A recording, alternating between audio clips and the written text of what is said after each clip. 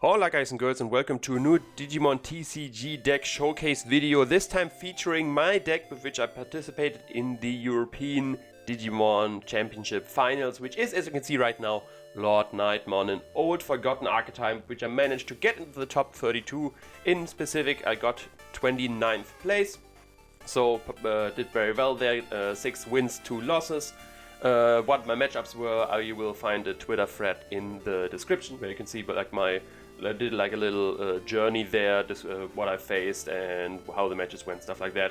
So you can see that for the matchups like that. But the main reason I wanted to play LordKnightmon is because I was expecting a lot of Gabumon Bond of Friendship, and this is the best matchup for this deck. I have like in test matches, I have like a win rate of 70, slightly over 70% versus BOF decks. Doesn't matter if variant, if it's Pepsi or a slightly worse versus the hybrid variant with Ancient Garurumon, to be fair, but very little people still play this variant. So yeah, I was like trying to catch those matchups, and then of course it does have here and there a good matchup as well. But this was the main reason I decided to play LordKnightmon. And yeah, while showcasing this deck, I will explain why this thing has such a good matchup versus BOF. But yeah, let's hop right into that and start with our Tamers. So we do have for our Tamers 4 times the Pigmon, which of course is the standard Tamer for LordKnightmon due to the when attacking effect. If you have 3 or more Digimon in play, one of your opponent Digimon gets minus 1000 DP for the turn. And this will be kind of the theme of this deck, that we have a lot of effects which reduce the DP by a little bit, and they can potentially add up to even delete something big, but mainly they're there to delete all the small stuff on the field, which of course BOF or other Bond decks, for example, do with all the rookies they play there, with be it Gabumons, Argomons or similar stuff. And then as 5th Tamer I play the Koromon, of course, which has a similar effect, but the limitation is different. I don't have to have 3 Digimon on the field, I have to have 3 or less security cards. Of course, Pigmon is more easily enabled. It's not once per turn as well. In this deck, it doesn't come into play at all. I don't have anything which allows me multiple attacks with the same Digimon. So, yeah, these are my Tamers. Nothing too special there. Now going over the rookies. And as per usual with LordKnightmon, you can of course play a lot of rookies for free, or Night Digimon for free, so we want to have rookies with good on-play effects. And yeah, first one which comes to mind of course is the Starmons. Like I said, fits the theme as well of deleting all the small stuff on the field, which the on-play effect for each Digimon you haven't played, one of your opponent's Digimon gets minus 1000 DP for the turn. So since we get to play a lot of stuff for free, we have very easily a lot of Digimon on the field, and yeah, can delete all the good stuff on the field. Like I said, everything in the 3k to 1k range can easily be deleted by Starmons, which is where most of the rookies fall under, if not all of the rookies in the standard BOF decks. Then I do play 4 times the Agumon. This is just a very nice rush Digimon, which is great to end up games. You can play this for free, have an extra attacker on the turn, or with Blinding Ray you can play it even without having to rely on LordKnightmon or similar stuff. And yeah, it's a menace for security control decks. I didn't face any, but that's why I decided to play 4, just to be a bit better prepared for security control, because Agumon just comes out of nowhere and gets an extra attack off, which can be quite threatening to them. Then, next up I do play 3 times the Kotomon, which of course is the tutor for this deck. Has the on-play effect, reveal 5 cards from the top of your deck, add 2 yellow Digimon cards with Warrior and or Holy Warrior in the types among them to your hand, place the remaining cards to the bottom of your deck in any order. Like I said, this is the tutor. We don't have that many Warriors and Holy Warriors, that's why I've only played 3 and not 4, because we only have the 4 LordKnightmon, we have 4 Knightmon, 1 Dynasmon you will see later on, and we have 2 Gladimon in the 4 slot. So in total there is, the quick math, 11 cards in the deck, and we can pick from that. So by reading the top 5, in theory there should at least be 1 card we can pick, but of course sometimes there are going to be 2, sometimes there are going to be none. But yeah, he's our tutor to find our important pieces of the deck. Then for a little bit more defense, I have 3 times the Salamon, which of course has the on-deletion effect. If you have 3 or fewer security cards, trigger Recovery 1. I think Recovery is a great tool in yellow to yeah,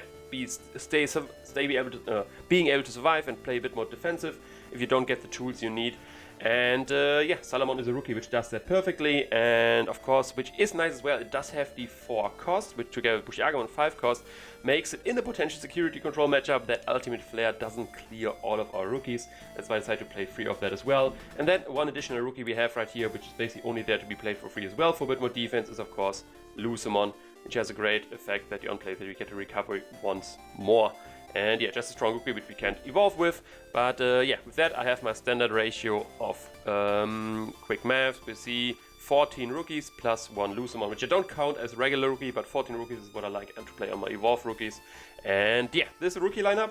Of course, you can customize that a lot. Yellow has a lot of rookies you can play there. You can put Pulsemon in there or other stuff, for example. But in the end, I did go after a lot of playtesting with these. I think the Starmons are stable at 4. With the others, you can definitely play around a bit more. You might not need 4 Bushy Agumons, 3 or might be enough as well there. Maybe 2 Salamons is enough.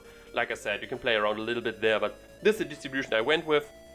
And I have to say, in the end, I wouldn't, even after the tournament, I wouldn't change that lineup. I would keep it the same. And yeah, that's the rookie lineup.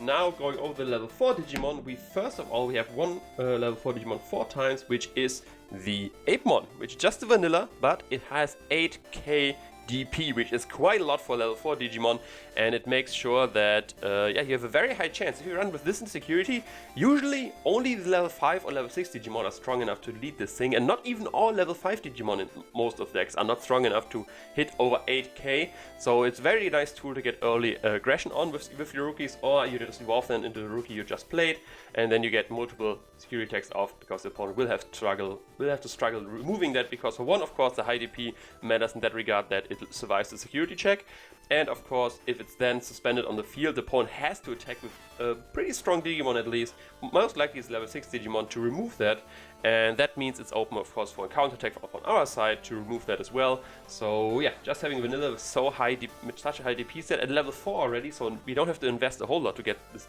strong Digimon out, can be quite effective for the opponent. And you do have 2 times the Gladimon, of course, which is another warrior in the deck, which you can search with Kotomon or play with LordKnightmon, which has the on-play effect that you may search a security stack for 1 Digimon with warrior or holy warrior in this type, reveal it and add it to your hand. If you do, trigger recovery 1. So it's basically another tutor for our warrior and holy warriors, but in our security. And yeah, has a nice 4 hard play costs only, but yeah, we only played 2 of those, like I said. We don't have that many warriors in the deck, it's 11 total. And that's one of them. The security can be the case, but like I said, it doesn't have to be, and we have other ways of searching our security stack, for example, the TK Tamer you will see later on. And then for the rest, we actually do play some blockers. Yes, we have a deck which actually plays blockers. We have 3 times the Pitamon, just the 1-cost blocker. Yeah, just it's a very, very nice to getting our Evo lines faster going, and 2 times the Unimon, just to have a little bit more block on the field, which of course nice for rookie rush decks. In most variants, you don't need that many blockers, but since we do play a lot of rookies, stuff like that for free, yeah, we want the rookies to do something after they got their on-play effect going, and yeah, then evolving a blocker over that can just solve that problem. Boom, we got some usefulness out of the rookie, barring its on-play effect. We have a block on the field which can prevent lethal and other stuff.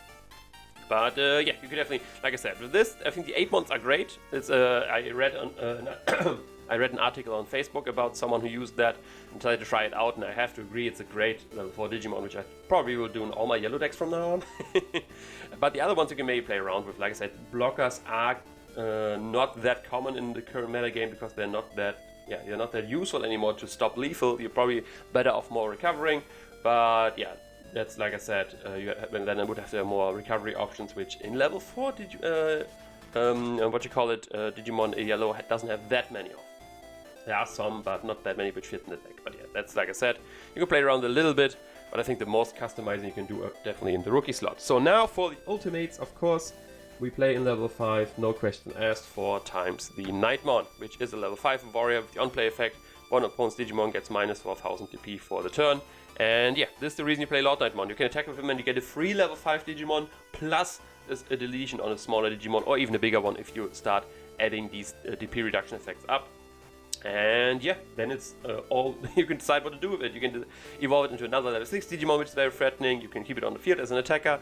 And yeah, this is why LordKnight is so strong, because getting a free level 5 it's insane. It's just insane. Just sad. Like, just playing like this, it's pretty insane. But since this is a level 5 Digimon, which we, if necessary, never want to use to evolve, we want to keep in our hand to play them for free with our Knightmon. I do actually play a lot of ultimates in this deck, more than usual for my taste. I play for 4 times the Wargromon, which of course great Digiburst effect to delete some smaller stuff on the field with the Digiburst.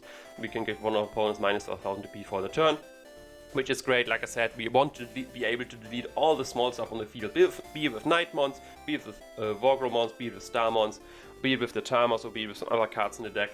We want to be able to keep the field clean of rookies, so the only thing we have to worry about are potentially hybrids or the thing which comes out of the raising area, which of course happens only every second turn, so you can't put out constant pressure with stuff out of the raising area. And as you can see later on, we actually do have cards for the raising area as well. And then, like I said, 8 would be my normal distribution for ultimates in the deck like this, but I decided to play 2 more with the Angewomon. Yeah, it has of course the Digimon effect, which is not that important, but it can be used for defensive purposes, especially if we get, for example, a Gladiemon out for free with our Knightmon. Wargrow is a useless level 5 for that, because obviously we can Digiburst 2, which is already only level 5 on the board. But with this we can at least get a Digimon effect, for example, going for a bit more defense. But the main reason to play this card is of course the inheritable effect, that if you have 3 or fewer security cards, you may play 1 yellow level 3 Digimon card from your hand without pairing its memory cost. So with LordKnightmon and this on the field, we can just flood the board very quickly, but with the prerequisite that we do have 3 or fewer security cards in the security stack. And yeah, that's not of course always the case. Wargreymon, you can basically always get the use out of that. That should be always a target. And like I said already, the security control matchup is something to consider as well. And Digiburst of course great for that. We can just toss our rookie and Tamer there, and then if we get ultimate flare, we only get ultimate flare to our level 4 Digimon and don't get removed. So yeah, ultimate flare is, for swarmy decks like this, ultimate flare is the worst thing which can happen to us, so having some counter to that is of course nice. And yeah, this is my level 5 lineup, 10 in total, like I said, which is way more than I play usually, but that's mainly the reason because we don't want to use Knightmon as a level 5 source. Sometimes we have to, but most of the time we don't have to, since we do have 6 others. But yeah, now for the level 6 lineup, you already saw we play, of course, 4 times the LordKnightmon. The main reason to play this deck, so when attacking effect, you may play yellow level 3 Digimon card or yellow card with Warrior in its type from your hand without paying its memory cost, and then of course the alternate effect that it gets stronger for each Digimon in both turns, so it makes it very difficult for the opponent to remove.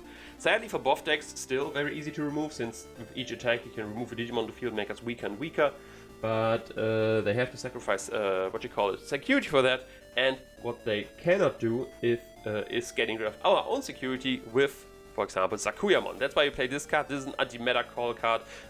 Many players know this card already. Has the opponent effect on opponent's turn. When opponent Digimon moves from the breeding area to the battle area, it gains security tech -3, and then the your turn effect, all of your opponent's security Digimon get -3 DP, which is nice, not important. The first effect is the main one. So with all the small DP reduction effects you already saw, we can make sure to keep the playing area clean of Gabumons.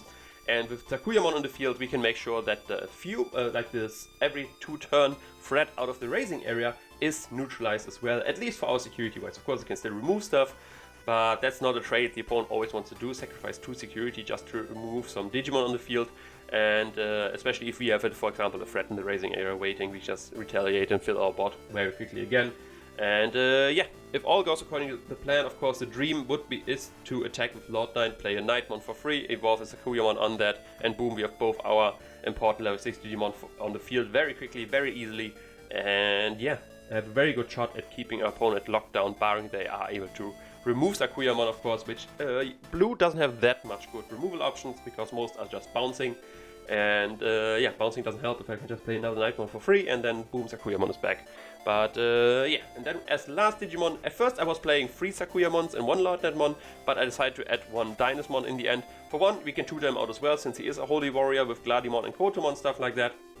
And he gives us the opportunity to search all the pieces we need with the Digivolve effect, and it's still a great card for the Bond matchup as well. It gives a lot of defense with the effect that we get to recover once we go down to 3 or fewer security. So once we add 4 security, we can just always recover 1, which is pretty nice. In some matchups this card doesn't do anything. For example, in security control, this card is just, you never play this because you just mill yourself to death. But in other matchups, this card can save your ass more easily than, for example, Sakuyamon, depending on the matchup. And that's why I decided to add 1 Dynasmon. You can definitely put that out and put 1 Sakuyamon in there. But yeah, it did help me a lot in the matches in the tournament, so I definitely would keep it like this for now. And yeah, this is my level 6 lineup, a total of 7 there, which should be pretty standard. And yeah, now to option cards and Tamer. We play 3 times the BT1 TK, one other card which can allow us to search in the security for cards we need. Early game, this card is just insane. You have 5 cards to choose from, and you get of course, get to free memory. very easily, which is important because all our level 5 Digimon, our LordKnightmon, cost all 3 to Digivolve, so starting with at least 3 memory is very important for this deck. And then for the option cards, we play 2 Blinding Ray because 3 memory is just nice. We have to sacrifice security to that, but with, for example, a Dynasmon on the field, it doesn't worry us. Sometimes with an Angelomon, we want to lose an additional security, so we can trigger the effect as well. And with Blinding Ray and TK, we get to 5 memory total in a turn, which can, of course, allow us to hardcast a Bushi Agumon from hand to potentially win us the game. And then at last we play 2 times the Spiral Masquerade as additional removal option, because small stuff we have very easy time removing that, but sometimes the opponent will of course have a big Digimon on the field, and Spiral Masquerade just helps a lot with stacking up the pre-reduction effect. It's very flexible in that regard because we can choose who gets which minus 3Ks, so even if the opponent has a big board, with Spiral Masquerade we can very easily remove everything. And yeah, that's the whole deck. Let me of course know in the comments what you think about it. Like I said, in the tournament it performed pretty well. One more win, I would actually been in the top 16. I lost to one of the guys which ended up in the top 16 in my last match. So yeah, like I said, very close of making it there, and it was very fun to play with a basically forgotten archetype.